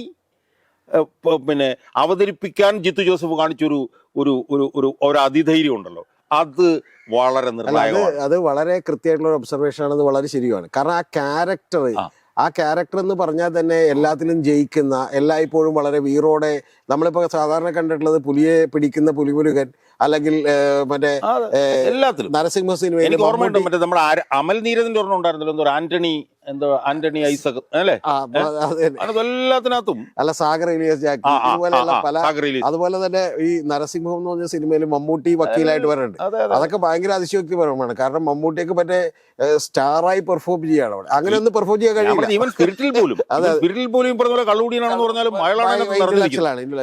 പക്ഷെ ഇതങ്ങനെയല്ല. ഇത് സാർ പറഞ്ഞ പോലെ കറക്റ്റ് ആണ്. കാരണം വെച്ചാൽ വളരെ വളരെ താഴ്ന്നിടയിലുള്ള, വളരെ ജീവിതത്തിൽ പരാജയപ്പെട്ട, കോർട്ട് റൂമിൽ തന്നെ പലപ്പോഴും കൃത്യമായി കാര്യം പറയാൻ കഴിയാത്ത ഒരാളായി കൃത്യമായി ഗംഭീരമായി മോഹൻലാൽ അവതരിപ്പിച്ചിട്ടുണ്ട്. ഞാൻ നേരത്തെ പറഞ്ഞ കാര്യത്തിൽ ഒന്നുകൂടി വരികയാണ്. അതായത് ഈ പറഞ്ഞ സിദ്ദിഖിന്റെ മകളായി വന്ന കഥാപാത്രം, ആ മകളായി വന്ന കഥാപാത്രത്തിനൊക്കെ ഈ ജിത്തുവിന്റെ എനിക്ക് തോന്നിയൊരു കുഴപ്പമെന്ന് വെച്ചാൽ, സാർ പറഞ്ഞ ഇപ്പൊ സാറ് തിരക്കഥ ശ്രദ്ധിച്ചില്ലെന്ന് പറഞ്ഞു. എനിക്ക് തിരക്കഥ ഞാൻ കുറച്ചുകൂടി നോക്കുന്നുണ്ട്. അതിലുള്ള പ്രശ്നം എന്ന് വെച്ചിട്ടുണ്ടെങ്കിൽ ഇവർ തമ്മിൽ ഒരു അഫയർ ഉണ്ടായിരുന്നു എന്നൊക്കെ പറയുന്നുണ്ട്. അതിനൊന്നും ആവശ്യമില്ല. ശരിക്കും പറഞ്ഞാൽ അത്തരത്തിലുള്ള ഒരു ആവശ്യമില്ലാത്ത കുറെ കാര്യങ്ങൾ ഇതിനകത്തുണ്ട്. ഏറ്റവും ലാസ്റ്റ് പറയുന്നത് okay happy that you came back എന്ന് പറയുന്ന ഒരു വാചകമൊക്കെ അടക്കം ശരിക്കും അത്തരത്തിലുള്ള കുറെ കാര്യങ്ങളൊക്കെ കൂടി ഒഴിവാക്കിയിരുന്നുവെങ്കിൽ ഇത് ശരിക്കും അത്രമാത്രം വലിയൊരു ക്ലാസിക് സിനിമയായി മാറിയേനെ എന്നുള്ളതാണ് എൻ്റെ പ്രശ്നം. അല്ല, അത് ശരിയാണ്. ഞാൻ അതിനകത്ത് ഞാൻ പറഞ്ഞൊരു പോയിന്റ് എന്താണെന്നറിയോ പിന്നെ രതീഷ്, എനിക്കിപ്പോ തോന്നുന്നത് ഇതിങ്ങനൊരു വലിയൊരു വാട്ടർ സിനിമയായി മാറുന്ന ഈ ജിത്തു ജോസഫ് സ്വപ്നത്തിൽ വിചാരിച്ചിരുന്നില്ല എന്ന് എനിക്ക് തോന്നുന്നു. യഥാർത്ഥത്തിൽ ഈ പ്രിയാമണിയെ കൊണ്ടുവന്നതും ഇങ്ങനത്തെ ട്വിസ്റ്റുകളും ടേണുകളും ഒക്കെ ഉണ്ടാക്കിയത് ഈ പടം ഒന്ന് പച്ച പിടിക്കാനൊരു ഘടകമായി മാറുമോ എന്നുള്ളൊരു തോന്നലുണ്ട്. കഥക്ക് ബലമില്ല. എന്നാലും നിങ്ങളൊന്ന് ആലോചിച്ചു. അതായത് ഈ കോർട്ട് റൂം ബാറ്റില് ഒരു നിർണായക ഘട്ടത്തിൽ എത്തി നിൽക്കുമ്പോഴാണ് ഈ സ്ത്രീ ഇങ്ങോട്ട് കയറി വരുന്നത്. ഈ സ്ത്രീയുടെ പ്രവർത്തനം തന്നെ, ഈ സ്ത്രീയുടെ അഭിനയം തന്നെ അവർക്ക് തന്നെ അവരിൽ ഒരു കോൺഫിഡൻസ് ഇല്ല. കാരണം ഞാൻ ഇതിന് പറ്റിയതാണോ എന്നുള്ളൊരു തോന്നൽ അവരെ തന്നെ ബാധിച്ചിട്ടുണ്ട്. എന്ന് മാത്രമല്ല, പിന്നെ രതീഷ് പറഞ്ഞ ഒരു തിരക്കഥാപരമായിട്ടുള്ള ഒരു പ്രശ്നം എന്ന് പറയുന്നത്, ഈ ഒരിക്കലും ആ നിർണായക ഘട്ടത്തിൽ വരുമ്പോഴത്തേക്ക് വക്കീൽ മാറുന്നത് നമുക്ക് ചിന്തിക്കാനേ പറ്റില്ല. കാരണം ഇത് നമ്മളൊരു വക്കീലും കൂടെ ആയതുകൊണ്ട് ഞാൻ പറയുകയാണ്, ഒരു കേസ് അതിന്റെ നിർണായക ഘട്ടത്തിൽ എത്തുമ്പോൾ വക്കീൽ മാറുന്നു എന്ന് മാത്രമല്ല, എന്താണ് അവരുടെ യോഗ്യത? യോഗ്യത എന്ന് പറഞ്ഞാൽ ഇയാളുടെ മകളാണെന്നുള്ളത് മാത്രമാണ് അയാളുടെ യോഗ്യത. ഒന്നത്. രണ്ട്, ഈ കേസ് ഇത്രയും നിർണായക ഘട്ടത്തിൽ നിൽക്കുമ്പോഴത്തേക്കും ഇതുപോലൊരു ജൂനിയർ വക്കീലിനെ ഏൽപ്പിക്കാൻ ആരെങ്കിലും തയ്യാറാവോ രതീഷ്? പുള്ളി പാടി പോവുകയല്ലേ, മനസ്സിലായി? അത് മാത്രമല്ല, എനിക്ക് അതിന് തോന്നിയ രണ്ടാമത്തെ ഒരു പ്രശ്നം എന്ന് പറയുന്നത്, ഇവര് ഈ മോഹൻലാലും അതുപോലെ തന്നെ നേരത്തെ സിദ്ദിഖുമായിട്ടൊരു മുൻവൈരാഗ്യം ഉണ്ടായിരുന്നു എന്നുള്ളത് പോലും അതിനകത്ത് കാണിച്ചില്ലെങ്കിൽ പോലും ആ സിനിമ നിൽക്കുമെന്ന് വിചാരിക്കുന്ന ഒരാളാണ്. കാരണം അങ്ങനെ ഒരു വാശിയൊന്നും കാണിക്കണ്ടായിരുന്നു. പക്ഷെ ഒരു കൊമേഴ്സ്യൽ എലമെന്റ് എന്നുള്ളതിലൊക്കെ അത്തരം കാര്യം കൂട്ടിച്ചേർത്താണ്. പിന്നെ എനിക്ക് ഈ സിനിമയെക്കുറിച്ച് ഞാൻ നിർത്തുന്നു. പക്ഷെ എനിക്ക് സാറിന്റെ വീഡിയോയിൽ പറയാനുള്ള ഏറ്റവും വലിയ കമന്റ്, എന്നെ വല്ലാതെ ആകർഷിച്ചൊരു കമന്റ് ഉണ്ട്. അതെന്താണെന്ന് വെച്ചിട്ടുണ്ടെങ്കിൽ, ഈ സിനിമയിലെങ്കിലും ഇവർ ശിക്ഷിക്കപ്പെടുന്നത് കാണുമ്പോൾ നമുക്കൊരു സന്തോഷം ഉണ്ടാവുമല്ലോ എന്ന്. അത് ഒരു ചെറിയ കമന്റ് അല്ല അത്. കാരണം നമ്മുടെ ഇവിടെ ആകെ ഈ പറയുന്ന ഒരു വൈദികൻ മാത്രം, റോബിനച്ചൻ മാത്രമാണ് ഇത്തരം കേസുകളിൽ ശിക്ഷിക്കപ്പെട്ടത്. ഒന്ന്, ആ ശിക്ഷിക്കപ്പെട്ടതെന്ന് പറഞ്ഞിട്ടുണ്ടെങ്കിൽ DNA പരിശോധന നടത്തിയപ്പോൾ കൊച്ചിന്റെ അച്ഛൻ അദ്ദേഹമാണെന്ന് കണ്ടെത്തി. ആ കേസിൽ പോലും ഇതിൽ നമ്മുടെ സിനിമയിൽ ചില സാമ്യങ്ങളുണ്ട്. കാരണം സ്വന്തം അച്ഛനെതിരെ കുറ്റം തിരിക്കാൻ വേണ്ടിയിട്ട് എന്ത് ചെയ്തു, അതായത് പെൺകുട്ടിയുടെ പിതാവിന് 10 ലക്ഷം രൂപ കൊടുത്തുകൊണ്ട് കുറ്റം ഏറ്റെടുക്കാൻ ഇയാൾ പറഞ്ഞു എന്ന് പറഞ്ഞ ആരോപണമുണ്ട്. ആ കേസിൽ മാത്രമാണ് ശിക്ഷിക്കപ്പെട്ടത്. ബാക്കി ഇതല്ലാതെയുള്ള പീഡന കേസുകളിൽ ഒന്നും ഒരാളും ശിക്ഷിക്കപ്പെട്ടില്ല. ആകെ ധർമ്മരാജൻ എന്ന് പറഞ്ഞൊരു വക്കീൽ മാത്രമാണ് സൂര്യനിൽ കേസ് ശിക്ഷിക്കപ്പെട്ടത്, 20-25 കൊല്ലം മുമ്പ്. അപ്പൊ അത് ഭയങ്കര വലിയൊരു വാചകമാണ്. സാർ പറഞ്ഞ കാര്യം കറക്റ്റാണ്. ഒന്ന്. രണ്ടാമത്തത്, എന്നെ ഏറ്റവും ആകർഷിച്ചിട്ടുള്ള ഒരു കാര്യം എന്ന് പറയുന്നത്, സാറ് പറഞ്ഞ കൃത്യമായിട്ടുള്ളൊരു വാചകം, അത് കേരളത്തെ എങ്ങോട്ട് നയിക്കുന്നു ചിന്തിക്കേണ്ട ഏറ്റവും പ്രധാനപ്പെട്ട വാചകം. അതിനുകൂടി എൻ്റെ അഭിനന്ദനങ്ങൾ. അതെന്താണെന്ന് വെച്ചാൽ, നേരത്തേക്ക് എന്ന് പറഞ്ഞിട്ടുണ്ടെങ്കിൽ സമൂഹത്തിൽ ഉന്നതരായിട്ടുള്ള മതപരമായോ അല്ലെങ്കിൽ രാഷ്ട്രീയമായോ അല്ലെങ്കിൽ പണം കൊണ്ടോ ഒക്കെ സ്വാധീന ശക്തിയുള്ള ആളുകളെയാണ് ഇത്തരത്തിൽ രക്ഷപ്പെട്ടിരുന്നതെങ്കിൽ, ഇപ്പൊ ശരിക്കും പറഞ്ഞാൽ വാളയാറിലും വണ്ടിപ്പെരിയാറിലും ഒക്കെ നമ്മൾ കാണുന്നത് DYFIയിലോ അല്ലെങ്കിൽ CPMലോ ഒക്കെ അനുഭാവമായിട്ടായിരുന്നാൽ മതി, DYFIയിലൊക്കെ അംഗത്വം ഉണ്ടായിരുന്നാൽ മതി എന്ന് പറയുന്ന രണ്ട് വാചകങ്ങൾക്കും എൻ്റെ പിക്സലും. അല്ല, അതിൽ എനിക്ക് അഭിമാനം തോന്നുന്നൊരു കാര്യം, ശരിക്കും ആ വീഡിയോയിൽ ഞാൻ പറഞ്ഞ ഏറ്റവും പ്രധാനപ്പെട്ട 2 പൊളിറ്റിക്കൽ പോയിന്റുകൾ ആ അർത്ഥത്തിൽ തന്നെ രതീഷിനെ പോലുള്ള ആളുകൾ സ്വാംശീകരിച്ചു എന്ന് പറയുന്നത് വളരെ നിർണായകമായിട്ടുള്ളൊരു സാധനമാണ്. പിന്നെ ഈ സിനിമയിൽ ചില സമകാലിക സംഭവങ്ങളുമായിട്ടൊക്കെയുള്ള ബന്ധപ്പെടുത്തലുകളുണ്ട്. ഒന്ന്, ഈ ഇരകളെ ഏത് നിലയിലാണ് ഈ കോടതികളിൽ പീഡിപ്പിക്കപ്പെടുന്നത്. അത് ആ സ്ത്രീയോട് ചോദിക്കുന്നു, അവരെ ഹ്യൂമിലിയേറ്റ് ചെയ്യുന്ന ചോദ്യങ്ങൾ ചോദിക്കുന്നു. അച്ഛനോട് ചെന്നിട്ട് അച്ഛൻ മകളെ എന്നുള്ളൊരു സാധനം. എനിക്ക് അതിനകത്തൊക്കെ വലിയ മനോവേദനയുള്ള സാധനം എന്ന് വെച്ചാൽ, ഈ കവിയൂർ കേസിൽ CBI കൊടുത്ത റിപ്പോർട്ട് എന്താണെന്നറിയോ? CBI കൊടുത്ത റിപ്പോർട്ട് ഈ പിന്നെ കവിയൂരിലെ അനഘയെ അച്ഛൻ നാരായണ നമ്പൂരി പീഡിപ്പിച്ചു എന്ന് പറഞ്ഞിട്ടാണ്. അതെ. അതിനകത്തൊക്കെ ഞാൻ ആ ഫൈറ്റിലൊക്കെ ഞാൻ ഇൻവോൾവ് ആയതുകൊണ്ട് എനിക്കതൊക്കെ മനസ്സിലാവും. അപ്പൊ ഈ ഇരകളെ ഭയങ്കരമായി കോടതിയിൽ വെച്ച് ഇപ്പൊ സാറേ ഈ അത്യാവശ്യം സാമ്പത്തികമുള്ള നടി പീഡിപ്പിക്കപ്പെട്ട കേസിൽ പോലും അതെ ഇത്തരത്തിലുള്ള ഹരാസ്മെന്റ് നിരവധി നടന്നുണ്ട്. ഞാൻ അതാ പറഞ്ഞത്. അപ്പൊ അത് കാണുമ്പോൾ ശരിക്കും നടി പീഡിപ്പിക്കപ്പെട്ട വിഷയത്തിലേക്ക് നമ്മൾ വരും. പിന്നെ ഇതുമായി ബന്ധപ്പെട്ട് ചർച്ച നടക്കുമ്പോഴത്തേക്ക് അതിനകത്ത് മറ്റേ ജയശങ്കർ, ഒരു TB മിനി എന്ന് പറഞ്ഞൊരു സ്ത്രീ, അപ്പൊ അങ്ങനെയൊക്കെ സമകാലിക സംഭവങ്ങളുമായിട്ട് ഇതിനെ ബന്ധപ്പെടുത്താൻ വേണ്ടിയിട്ട് വലിയ ശ്രമങ്ങൾ അതിനകത്ത് നടന്നിട്ടുണ്ട്. മോഹൻലാലിനെ സംബന്ധിച്ചിടത്തോളം മോഹൻലാലിന്റെ ഏറ്റവും വലിയ ഭാഗ്യം, മോഹൻലാലിന്റെ ഇതൊരു ബമ്പറായത് എന്താണെന്ന് ചോദിച്ചാൽ, ഇതൊരു സാധാരണ സിനിമയായിട്ട് വന്നൊരു സിനിമയാണ്. ഈ സിനിമ ഈ നിലയിൽ ആകുമെന്ന് ഒരു കാലത്തും ജിത്തു ജോസഫ് ചിന്തിച്ചിട്ടുണ്ടാവും എന്ന് ഞാൻ വിശ്വസിക്കുന്നില്ല. ഒരു സാധാരണ സിനിമയായി വന്ന സാധനം. അതിൽ തന്നെ അയാളുടെ താലമൂല്യം ഒട്ടും മാർക്കറ്റ് ചെയ്യാത്ത, മറുഭാഗത്ത് ഏറ്റവും കൂടുതൽ പിന്നെ ആത്മവിശ്വാസ കുറവുള്ള ഒരു ക്യാരക്ടറായിട്ട് വന്നിട്ട് ഇത്രയും ഹൈപ്പ് ഈ സിനിമയിൽ ഉണ്ടാക്കി എന്ന് പറയുന്നത്, അതാണ് മോഹൻലാലിന്റെ ഏറ്റവും വലിയ അഡ്വാൻറ്റേജ്. സാർ പറഞ്ഞിരുന്നെങ്കിൽ എനിക്ക് അവസാനം അത് തന്നെയാണ് എനിക്കും അവസാനിപ്പിക്കാനുള്ള ഒരു നോട്ട്. കാരണം ഇപ്പൊ സാറ് കണ്ടിട്ടുണ്ടോ എന്നറിയില്ല, പുഴു എന്ന് പറയുന്ന ഒരു സിനിമയിൽ മമ്മൂട്ടി വില്ലനായിട്ട് അഭിനയിച്ചിരുന്നു. വളരെ നെഗറ്റീവായിട്ടുള്ള റോൾ അഭിനയിച്ചിരുന്നു. മോഹൻലാൽ ഈ 62, 63 വയസ്സിൽ മോഹൻലാൽ മനസ്സിലാക്കേണ്ട ഒരു കാര്യം, ഇത്തരത്തിലുള്ള ഹീറോയിക് ആയിട്ടുള്ള അല്ലെങ്കിൽ രാജാവിൻ്റെ മകൻ പോലെയുള്ള 22, 33 എന്ന് പറയുന്ന നരസിംഹം പോലെയുള്ള സിനിമകൾ, അല്ലെങ്കിൽ ഏറ്റവും മോശപ്പെട്ടിട്ടുള്ള നെയ്യാറ്റിങ്കര ഗോവന്റെ ആറാട്ട് എന്നൊക്കെ പറഞ്ഞ ഒരു സിനിമയാണ്. അത് സാറ് കാണാത്ത നന്നായി, കാരണം അത്ര വലിയ രീതിയിൽ സാറ് റിയാക്ട് ചെയ്താൽ. അപ്പോൾ അത്തരത്തിലുള്ള സിനിമകളിലൊന്നും അഭിനയിക്കാതെ, അല്ലെങ്കിൽ സിനിമകൾ ചൂസ് ചെയ്യാനുള്ള ഒരു സ്വാതന്ത്ര്യം മോഹൻലാലിനുണ്ട്. കാരണം അദ്ദേഹം ഏറ്റവും താരമൂല്യമുള്ള നടനാണ്, ഏറ്റവും കൊമേഴ്സ്യലി വയബിൾ ആയിട്ടുള്ള ഒരു നടനാണ്. അപ്പോൾ അതുകൊണ്ട് കുറെ കൂടി ഇത്തരത്തിലുള്ള ക്യാരക്ടറുകൾ തിരഞ്ഞെടുക്കണമെന്നാണ് ഒരു പ്രേക്ഷകർ എന്നുള്ള നിലയ്ക്ക് എനിക്കൊക്കെ അഭ്യർത്ഥിക്കാറുള്ളത്. അല്ല രതീഷ്, എനിക്ക് അതിനകത്ത് ഞാൻ നേരത്തെ പറഞ്ഞല്ലോ, അതിനകത്ത് മോഹൻലാലിനെ മാറ്റി നിർത്തി കഴിഞ്ഞാൽ ഏറ്റവും കൂടുതൽ മനസ്സിനെ ബാധിച്ച ക്യാരക്ടർ എന്ന് പറയുന്നത് പിന്നെ അനശ്വര രാജൻ അഭിനയിച്ചിട്ടുള്ള സാറ എന്ന് പറഞ്ഞിട്ടുള്ള കഥാപാത്രം. അതുപോലെ തന്നെ ബാക്കിയുള്ള കാര്യങ്ങളെല്ലാം ഞാൻ പറഞ്ഞു. ഞാൻ ഈ രതീഷ് ചോദിച്ചതിനൊരു മറുപടി കൂടെ പറഞ്ഞ് നമുക്ക് അവസാനിപ്പിക്കാം. എനിക്ക് തോന്നുന്നത് മോഹൻലാലിൻ്റെ ഏറ്റവും വലിയൊരു ന്യൂനത, ഞാൻ ആ വിഷയത്തിലേക്ക് കൂടുതൽ പോകാൻ ആഗ്രഹിക്കുന്നുണ്ട്. മോഹൻലാലിൻ്റെ ഏറ്റവും വലിയൊരു ന്യൂനത എന്ന് പറയുന്നത്, മോഹൻലാലിനെ അഭിനയിക്കുന്ന സിനിമകൾ തിരഞ്ഞെടുക്കാനുള്ള സ്വാതന്ത്ര്യം മോഹൻലാലിന് ഇല്ല എന്നുള്ളതാണ്. സാറ് നേരത്തെ വീഡിയോ ചെയ്തു. ഞാൻ അതിലേക്ക് വിശദമായിട്ട് ഇനി വരുന്നുണ്ട്. അതുകൊണ്ട് ഞാനിപ്പോൾ പറഞ്ഞു വെക്കുന്നത് ഇത്രയേ ഉള്ളൂ. മോഹൻലാൽ എന്ന് പറഞ്ഞാൽ, ഞാൻ ആ വീഡിയോയിലും പറഞ്ഞിട്ടുണ്ട്, മോഹൻലാൽ എന്ന് പറഞ്ഞ നടൻ ഇങ്ങനെ അവസാനിച്ച് പോകേണ്ട ഒരു നടനല്ല. ഇനി ഒരുപാട് നല്ല കഥാപാത്രങ്ങൾ നമ്മൾ മോഹൻലാലിൻ്റെ കാണാനുണ്ട്. പക്ഷെ മോഹൻലാൽ ഇപ്പോൾ പോകുന്ന രീതിയിൽ ആണ് മുന്നോട്ട് പോകുന്നതെങ്കിൽ അത് വളരെ അപകടകരമായിട്ടുള്ളൊരു സ്ഥിതിയിലേക്ക് പോകും എന്നാണ് എനിക്ക് സൂചിപ്പിക്കാനുള്ളത്. അങ്ങനെ പോകാതിരിക്കണമെന്നുണ്ടെങ്കിൽ മോഹൻലാലിൻ്റെ ഫൈനൽ ആർബിട്രേറ്റർ മോഹൻലാൽ ആവണം. അതിപ്പം മോഹൻലാൽ അല്ല. അതിൻ്റെ വിശദാംശങ്ങളിലൊന്നും ഞാൻ ഇപ്പോൾ പോകുന്നില്ല, കാരണം നേരത്തെ പറഞ്ഞു വെച്ചിട്ടുള്ളതാണ്. അവിടെ എനിക്ക് മോഹൻലാലിനെ മമ്മൂട്ടിയായിട്ടൊന്ന് കമ്പയർ ചെയ്യാനുണ്ട്. മമ്മൂട്ടിയുടെ ആർബിട്രേറ്റർ മമ്മൂട്ടിയാണ്. മമ്മൂട്ടി എന്ത് റോള് വഹിക്കണം, മമ്മൂട്ടി ഏത് സിനിമ ചെയ്യണം, മമ്മൂട്ടി ഏത് രീതിയിൽ അഭിനയിക്കണം, ഇതെല്ലാം തീരുമാനിക്കുന്നത് മമ്മൂട്ടിയാണെങ്കിൽ, മോഹൻലാലിൻ്റെ കാര്യത്തിൽ മോഹൻലാൽ ഏത് സിനിമ ചെയ്യണം ഏത് സിനിമ ചെയ്യണ്ട എന്ന് തീരുമാനിക്കുന്നത് പിന്നെ മോഹൻലാലല്ല. അഭിനയത്തിൻ്റെ കാര്യത്തിൽ പോലും മോഹൻലാലിന് ഈ പറഞ്ഞ പോലെ ചില പരിമിതികളുണ്ടോ എന്നൊക്കെയുള്ള നിലയിൽ സംശയമുണ്ട്. അതുകൊണ്ട് മോഹൻലാൽ ഇനിയും നല്ല റോളുകൾ മലയാള സിനിമയിൽ അഭിനയിക്കേണ്ട ആളാണ്. അതുകൊണ്ട് മോഹൻലാലിൻ്റെ വിധികർത്താവ് ഇനിയും മോഹൻലാൽ ആവണം. അങ്ങനെ ആയാൽ നമുക്ക് ഇതിനേക്കാളും നല്ല സിനിമകൾ മോഹൻലാലിൻ്റെ ഭാവിയിൽ കാണാൻ കഴിയും. അങ്ങനെ കാണണം എന്ന് പൂർണ്ണാർത്ഥത്തിൽ ആഗ്രഹിക്കുന്ന ഒരു ആളാണ് ഞാൻ എന്നാണ് എനിക്ക് സൂചിപ്പിക്കുന്നത്. മലയാളം കണ്ടിട്ടുള്ള, അല്ലെങ്കിൽ ഇന്ത്യ തന്നെ കണ്ടിട്ടുള്ള ഏറ്റവും നല്ല നടന്മാരിൽ ഒരാളാണ് മോഹൻലാൽ. അദ്ദേഹത്തെ ചരിത്രം അങ്ങനെ തന്നെ അടയാളപ്പെടുത്തണം എന്നുള്ള ആഗ്രഹം കൊണ്ടാണ് ഞാനും ഷാജഹാൻ സാറും ഒക്കെ ഇത്തരത്തിലുള്ള സിനിമകളിൽ മോഹൻലാൽ കൂടുതലായി അഭിനയിക്കണം എന്ന് തോന്നിയിട്ടുള്ളത്. കേവലം പണം വാരി ചിത്രങ്ങൾ, OTT-യിലേക്ക് എടുക്കുന്ന ചിത്രങ്ങൾ, എലോൺ പോലെയുള്ള ചിത്രങ്ങളൊക്കെ എടുത്തിട്ടുണ്ടെങ്കിൽ പണം കിട്ടുമെന്ന് ഒരു ബിസിനസ്സൊക്കെ അറിയാവുന്ന നമുക്കും അറിയാം. പക്ഷെ അത്തരം ചിത്രങ്ങൾ മാത്രമല്ല മോഹൻലാൽ നിങ്ങൾ എടുക്കേണ്ടത്. കാരണം നിങ്ങൾ മലയാളികളുടെ ഒരു പ്രതീക്ഷ കൂടിയാണ്.